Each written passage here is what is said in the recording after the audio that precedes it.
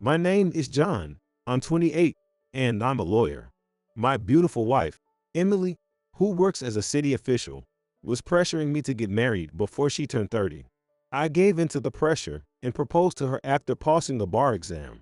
We had been dating since our college days, so I felt I had to take responsibility. Since I had kept her waiting, I let Emily have her way with the wedding. We had the money, so we planned to make it the best wedding with all the performances and outfits she wanted. The wedding day was perfect, not a cloud in the sky. I felt so happy to be able to have the ceremony in such a great location. The venue was a place Emily had always wanted to get married at, and it was so popular that we had to wait over a year to book it. The dress was a super popular wedding dress that she had carefully selected. We had prepared everything in advance. The decorations and the letters we wrote to each guest were a big hit. My cousin's daughter was the ring bearer. Emily, who had everything she wanted and was blessed by everyone, looked like the happiest person in the world. But apparently, that was just a facade. The ceremony at the church was going smoothly, and we had exchanged rings. Finally, it was time for the kiss. As I lifted the veil and our faces got closer, I saw someone stand up out of the corner of my eye. When I sensed something was wrong with the approaching shadow and looked up, there was a man raising his fist right next to me. The next moment, I was punched and knocked down. As I lay on my back, he continued to punch me while straddling me. The venue was in chaos. Screams could be heard from somewhere. I was too focused on protecting myself from the attacker in front of me. I kept getting punched until the security guards arrived. The man was taken away by the security guards, and I was left with blood dripping from my mouth. There was no way the ceremony could continue.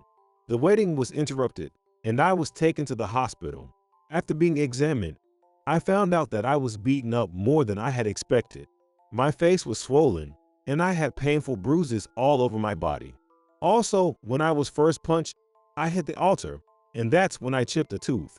Losing a front tooth before turning 30 was a shock I couldn't hide as I returned to the house I shared with my wife. I returned to the apartment we moved into when we got married, but my heart was heavy. The reason was simple, Emily. I sent her a text saying I was coming home, but there was no reply. Well, it's no wonder she's in shock after our long-awaited wedding was ruined like that. I hope Emily is okay. I hope she's not crying. With various anxieties building up, I arrived at our home. That's when I noticed, the lights are on. I thought no one would be home, so I opened the door cautiously. When I went to the living room, Emily was sitting on the sofa, and I thought she would be depressed, but I noticed something strange about her. She was glaring at me with a smirk.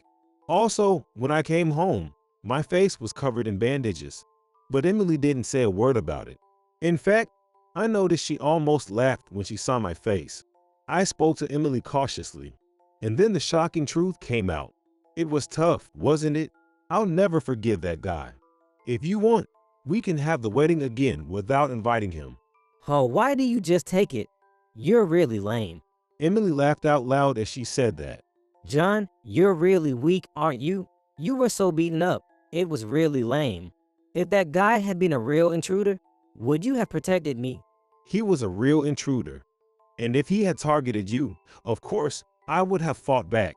You don't sound convincing with that face. A man needs to be strong. Emily sighed. Feeling something was off, I asked her, "Do you know that dark-skinned guy?" Oh, he's my ex-boyfriend. Emily started talking about her ex. He's my high school ex before I met you. When I told him about the wedding, he said he wanted to punch the groom, so I gave him permission. Why would you give him permission? That was part of the performance for me. Until the day before the wedding, I thought she was normal, but as she talked, I started to wonder who she really was.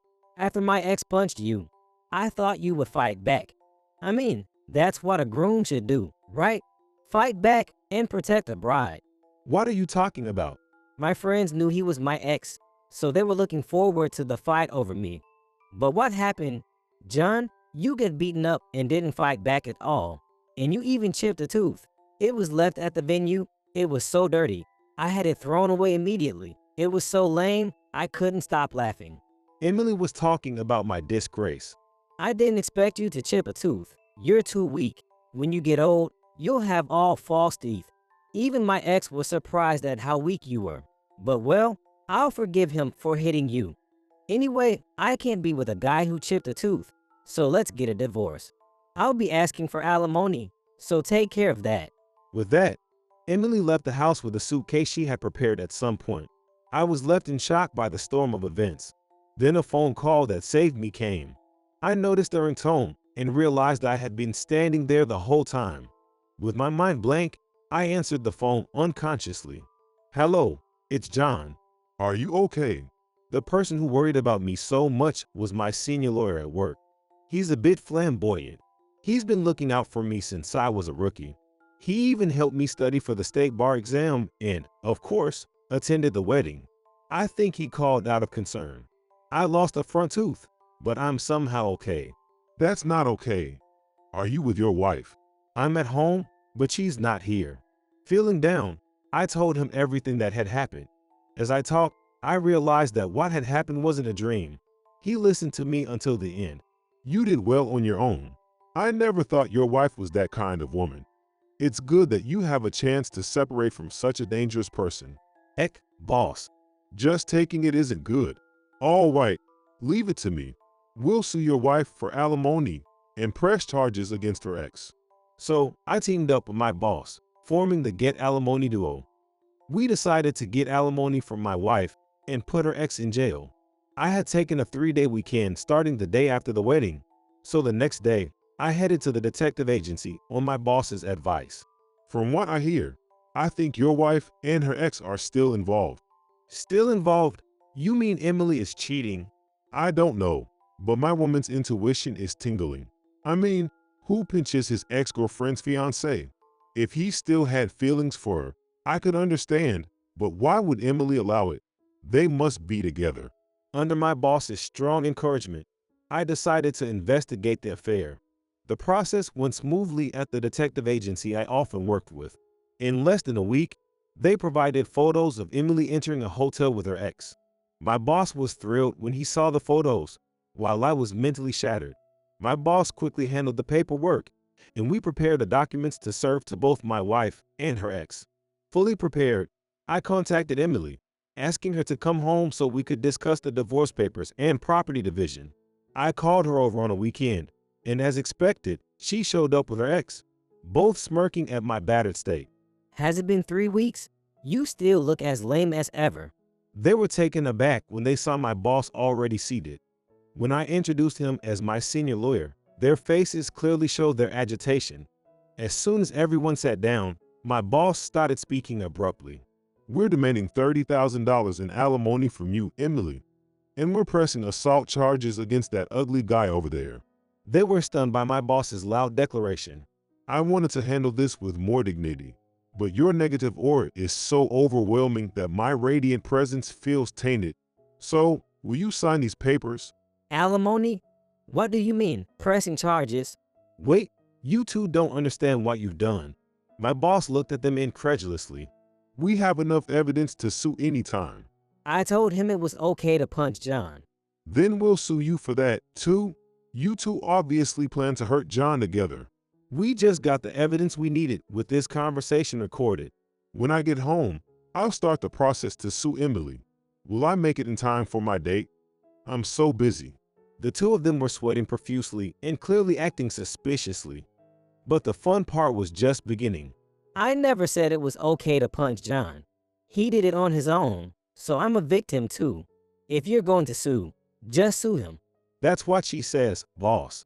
Oh, really? Even so, we'll still get alimony. Why should I have to pay? I should be the one getting alimony. I suffered emotional distress from being made to wait for the wedding. John should pay. I absolutely won't pay. My boss pulled out a photo and placed it on the table. It was a picture of Emily and her ex entering a hotel, taken just a week ago. Since we weren't divorced yet, this photo was solid evidence. Then my boss spread out the documents on the table. These are the proof that Emily was back with her ex while still with John. The documents included chat logs and uploaded photos from social media. There were messages Emily had sent to her friends. They kindly provided us with evidence that will be very useful. We had no idea you both got back together at the 25th high school reunion. My boss was clearly enjoying himself. Emily and her ex remained silent. We're demanding alimony from you, Emily, and pressing charges against your ex. Oh, and of course, we'll handle the property division in the divorce. Realizing they had no chance of winning, Emily apologized. Please, I'm sorry. Let's start over, John. I can't pay the alimony. John got punched, lost a front tooth, and was cheated on. He's in pieces, and you're only apologizing for your own sake. We don't need an apology from a criminal. Just accept your fate. With that, my boss and I kicked the two of them out of the house. We could have pressed charges, but I was too exhausted to go through with it. My boss was eager to sue, though. Instead, we got a substantial amount of alimony from Emily and her ex. As a result, both Emily and her ex were completely isolated. They lost their jobs, were disowned by their families, and lost all their friends.